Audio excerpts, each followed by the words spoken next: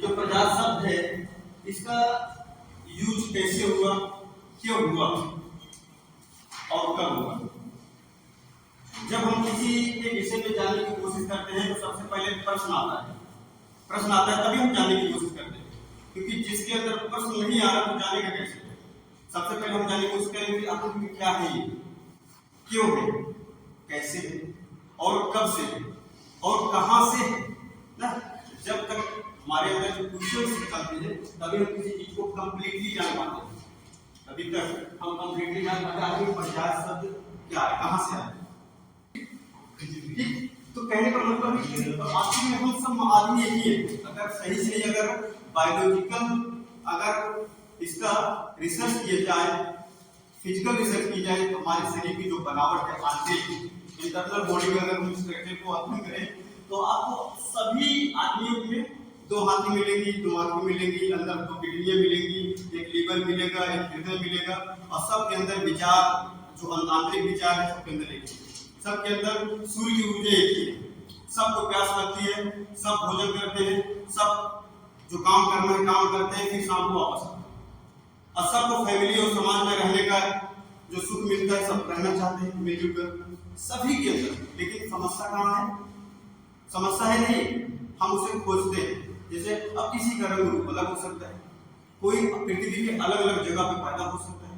जब अलग अलग जगह पैदा होगा तो वहाँ के भौगोलिक वातावरण से, वहाँ के जलवायु क्लाइमेटिक फैक्टर की वजह से उनके शारीरिक बनावट में अंतर आता है।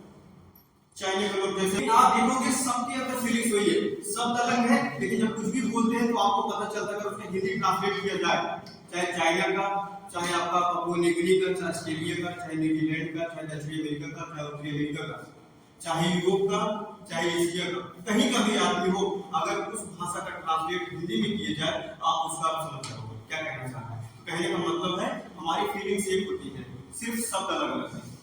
शब्द अलग अलग है, ठीक। जब शब्द अलग अलग है बस अब यही पे आती है प्रजातियों का विभाजन, कि अलग लोगों का जब विभाजन हो जाता है उनके त्वचा के आधार पर, उनके रंग के आधार पर, उनके शारीरिक बनावट के आधार पर, उसी के आधार पर ये डिवाइड हुए, ठीक। उसी के आधार पर ये प्रजातियां डिवाइड हुई। टेलर ने जो सबसे रेलेवेंट ज्योग्राफर है भूगोलवेत्ता, जिन्होंने प्रजातियों को 7 भाग में बांटा। टेलर ने लोगों को 7 कैटेगराइज किया कि सबसे पहले सबसे पुराना जो प्रजाति है कहां से आया? अफ्रीका से, जो आज भी अभी आदिम अवस्था में है। आज भी आदिम अवस्था में निग्रिटो एक सारे छोटे कद काटे हुए लोग, पेड़ों पे रहना, दीमक खाना, कुछ भी पा जाए अंदर मार के सब खा जाते हैं। शेर खा जाते हैं, हाथी खा जाते, कुछ भी खा जाते। पेट में आग लगी है तो बुझाने के लिए कुछ करना पड़ेगा, तो उनके पास कोई साधन नहीं है तो कुछ भी खा जाते हैं। कभी पेड़ की टहनी खा जाएंगे, कहीं कुछ छिलका, अलग अलग टहनियों के छिलके आते हैं स्वादिष्ट है, उसको खा गए। किसी का रस निकाल के उसका उबाल के पी गए, ठीक। ये अभी भी आज भी आदिम अवस्था में जी रहे हैं। निग्रिटो जो पृथ्वी के सबसे प्राचीनतम अगर कोई प्रजाति है वो निग्रिटो, और कहाँ पाई जा रही है? ये आपके ज्यादातर पृथ्वी का जो भूमध्य क्षेत्र है, ठीक, जो आपका पृथ्वी का जो बीच वाला भाग है, ठीक, जहाँ पे सूर्य सबसे लंबो चमकता है, वहीं पे आज भी ये जिंदा है। लेकिन धीरे धीरे जब से बाहरी लोगों का प्रभाव बढ़ रहा है, बाहरी लोग जैसे बेल्जियम के लोग, फ्रांस के लोग, ये सब क्या कर रहे हैं वहां पे किस लिए जा रहे हैं? इकोनॉमिक बेस पे। वहां जाएंगे, वहां के कीमती पेड़ों को इकट्ठा करना है, वहां के फल को इकट्ठा करना है, वहां के जानवरों के दांतों को लेना है, वहां के अलग अलग जानवरों के खाल को लेके व्यापार करना है। बेल्जियम के लोग, जर्मनी के लोग, फ्रांस के लोग, स्पेन के लोग, अफ्रीका के जो मध्य क्षेत्र था, रिपब्लिक ऑफ कांगो, ये वहां के पूरे लोग जितने भी क्षेत्र था पूरे प्राकृतिक संपदा को अस्त व्यस्त कर दिया। बेल्जियम के लोग, वहां के लोकल बेचारे आदमी थे त्रहिमान एकदम परेशान, कहाँ जाए, क्या खाएं, क्या करें। और इस क्षेत्र में कांगो के बेसिन में जायरे नदी के आसपास वहां पे हीरे बड़े पाए जाते हैं। हीरे की भी खुदाई के लिए बहुत सारे लोग, बाहर के लोग व्यापार। अब श्वेत कलर के बाद आता है आंख के आधार पर, इसको भूल ही गया। ठीक, आंख के आधार पर, अब रंग के आधार पर गोरा हो गया, श्वेत हो गया, पीला हो गया, काला हो गया, बहुत सारे कलर हैं। लोगों ने अलग अलग विद्वानों ने उसे कैटेगराइज करके बांट दिया। लेकिन अब अगर बालों के आधार पर, अब चाइना के बाद सबसे पहले उनके एकदम जैसे हरारेदार रहते थे, एकदम बिल्कुल फ्री, जैसे होता ना कि इसमें सेवई देखा है, सेवई जैसे एकदम फ्री रहता, शैम्पू को लगा नहीं उठते नहीं, शैम्पू ये सब तो लगा के हमारा फ्री होता है ना बाल, वैसे तो उनका बिना शैम्पू का ऐसे बिल्कुल ऐसा खड़ा रहता है। ठीक, सिल्की। फिर आप चले आओ, आप घूमत रहकर चले आओ, और उनके बाल ऐसे पता नहीं कैसे कैसे कैसे रहता है, घुंघराले। ठीक, पूरा कर्ली जिसको बोलते हैं ना, ऐसे बिल्कुल घुंघराले, एकदम उसी में जकड़ा रहता है। आजकल तो बड़ी डिजाइन चलती है, लोग अलग अलग बालों की डिजाइन भी बना रहे हैं। पहले वो बेचारे आदिवासी के नाम उनको या उनको प्रजाति के नाम पे कहते थे कि बाल ऐसे हैं ऐसे हैं, लेकिन आज फैशन बन गया, पूरा बाल गायब, ऊपर से टोपी,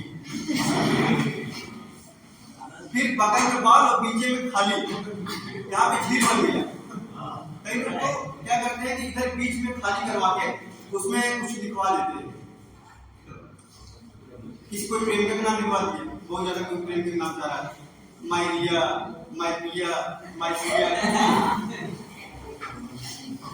कई लोग बीच में टोपी रख लेंगे, किनारे किनारे कुछ भी लिखवा देते हैं, कोई माँ का नाम लिखवा देता है, तो कोई कुछ इधर कोई भारत लिखवा देगा, कोई कुछ लिखवा देगा, कुछ भी लिखवा देता है, उसका अपनी मर्जी। तो पहले ये क्या था, एक जनजातीय तरीके से उनके बाल के कटिंग थे, अब उसका जनजातीय नहीं, अब इतना मॉडर्नाइज कर दिया, इतना कटिंग पटिंग हो गया है, एडिटिंग हो गई है, सब रंग कलर, पीटर कलर, बाल भी आ रहा है, तो ये भी एक आध फैशन हो गया। तो अब लोग कर्ली बाल करवा रहे हैं, जा रहे हैं उस पे ब्यूटिशियन के पास, ठीक, अलग अलग सैलून के पास, भैया हमारा बाल इस बार चाइनीज टाइप होना चाहिए, हो गया। फिर अगली बार मेरा इस बार बाल कैसे होना चाहिए, कर्ली। फिर इस बार हमारा थोड़ा स्पेन वाला होना चाहिए, थोड़ा उनका भूरा रहता है बाल, ठीक, जर्मनी वाले के बाल भूरे रहते हैं, तो ये सब करवाना तो सब पूरा मॉडिफाई हो जा रहा है। अब हमारी आंखें तो काले, ठीक, अगर ये तो बाल क्या आधार हो गया, अगर हम आंख के आधार में देखें, अब तो आंख भी डुप्लीकेट आ रहा है, लेंस। मैं कई शादियों ब्याहों में गया, बोला यार इसकी आंखें तो नीली, अरे काली थी ऐसी नीली हो गई, मैं एकदम भ्रम में पड़ गया। बाद में दूसरे से पूछा, रही तो रातों रात इसकी आंखें नीली कैसे हो गई? बोला आज के जमाने में क्या नहीं बदल सकता। जब माइकल जैक्सन ब्लैक से गोरा हो सकता है, माइकल जैक्सन का नाम सुना,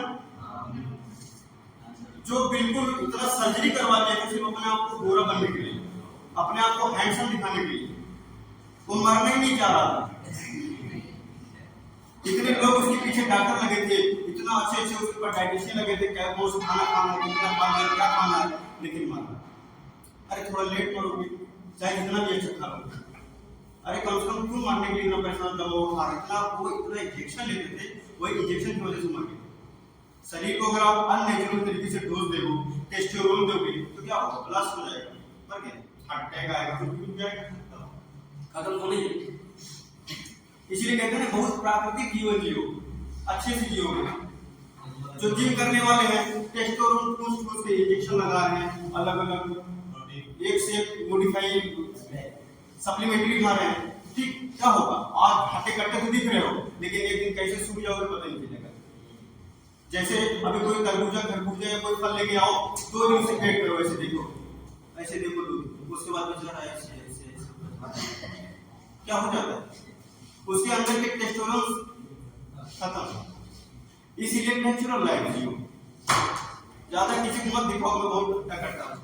हम आते हैं जहाँ पे हमारे जो भारत के द्रविड़ प्रजाति के लोग हैं साउथ में, उसके आधार पर, और आपके इधर संथाली जो जनजातियां हैं, ठीक, थारू है, फिर इधर गोर जनजाति है, भील जनजाति, इसके आधार पर कैटेगराइज किए, तो उस कैटेगरी में हम इस राशि में आते हैं, कैटेगरी इस प्रजाति में। लेकिन सबके पास इमोशन है, सबको प्रेम होता है, सबको क्या नाम है, घृणा भी होती है। जितने भी लोग हैं इस पृथ्वी पर, जितने भी चाहे किसी भी प्रजाति के लोग हो, सबको ये चीज होता है, सबके दुख होता है, सबको पीड़ा होता है, कोई किसी चोट पहुंच जाता है तो डिप्रेशन में भी जाता है। ऐसा हर कोई व्यक्ति नहीं जिसको चोट नहीं पहुंचता, ऐसा कोई व्यक्ति नहीं जो किसी से सुना होगा। तो फीलिंग सबके अंदर सेम है, क्योंकि सबको सूर्य की प्रकाश सबको सेम मिल रहा है, सबको पानी से मिल रहा है। बस बात अलग है कि भौगोलिक वातावरण से उनकी शारीरिक बनावट में परिवर्तन आ गया। उसके साथ भूमध्य सागरीय वाले बड़े लंबे शरारे, इनकी भूरी आंखें। भूमध्य सागरीय कौन? आपके कुछ मुस्लिम कंट्री हैं, जैसे लेबनान हो गया, आपका जॉर्डन हो गया, आपका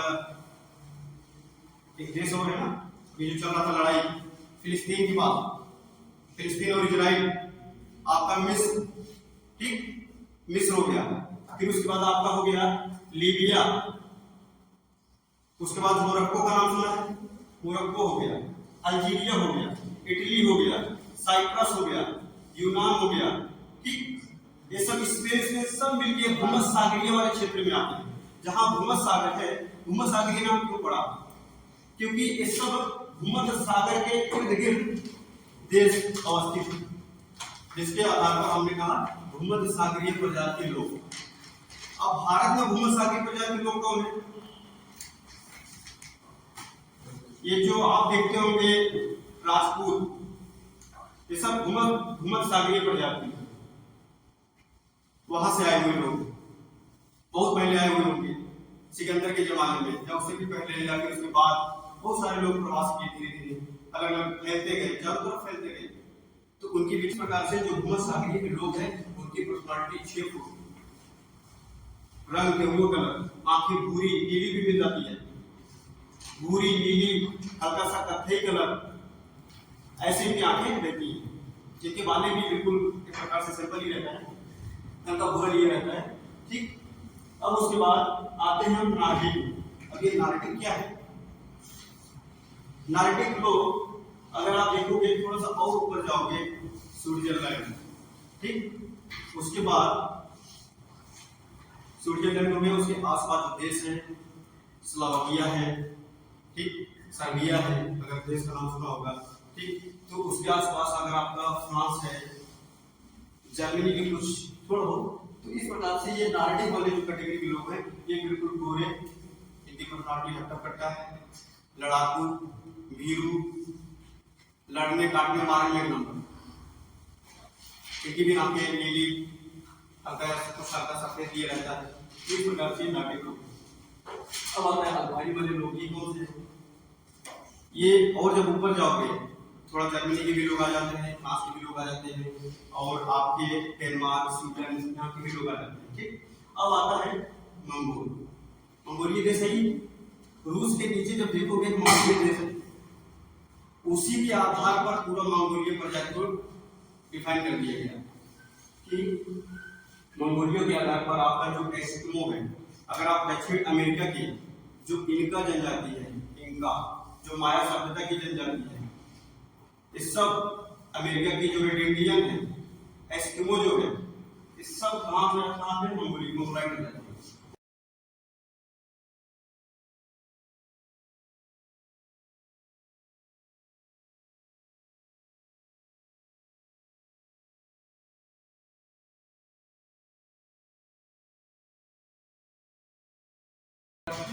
प्रोवर का कहना है कि प्रजाति एक सिर्फ मान है।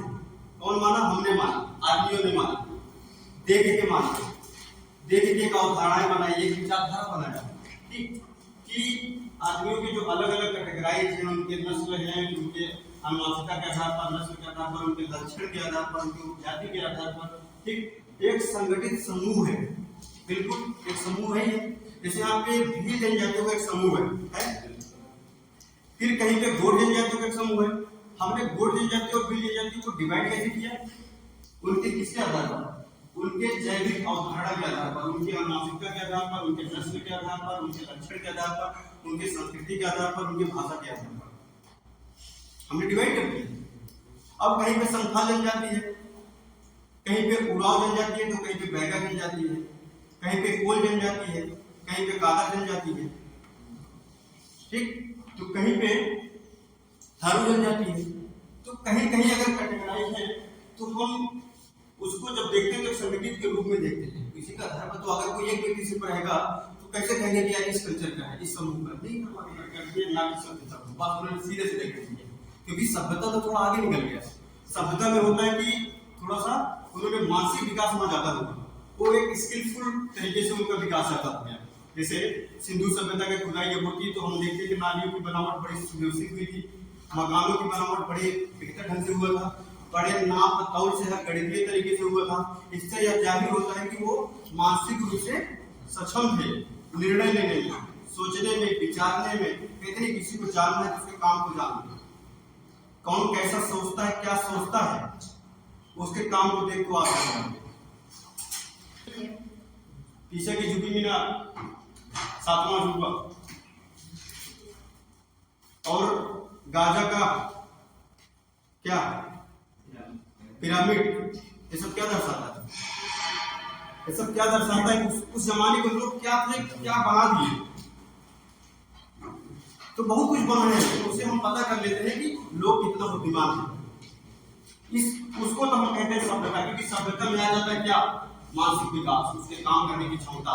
लेकिन प्रजाति में क्या आ जाता है, अभी वो आदिम जाति से जुड़े हुए हैं, अभी उनका मानसिक विकास नहीं हो पाया है, अभी भी वो प्राकृतिक के आसपास के लगे हुए रह रहे हैं, अभी वो अपने समूह बना के रह रहे हैं, अभी उतना वो विकसित नहीं हुए हैं मानसिक रूप से, अभी वो सभ्यता में सिविलाइज नहीं हुए, अभी वो सिविलाइज नहीं हुए, उनका कोई विकास अभी तक से नहीं हुआ है। इसे वो प्रजाति से और सभ्यता में डिफाइन कर सकते हैं, ये अलग है। इसलिए गेटू टेलर कहते हैं मानव प्रजाति नस्ल को प्रकट करती है, सभ्यता को जो प्रजाति है। बस आज इतना ही।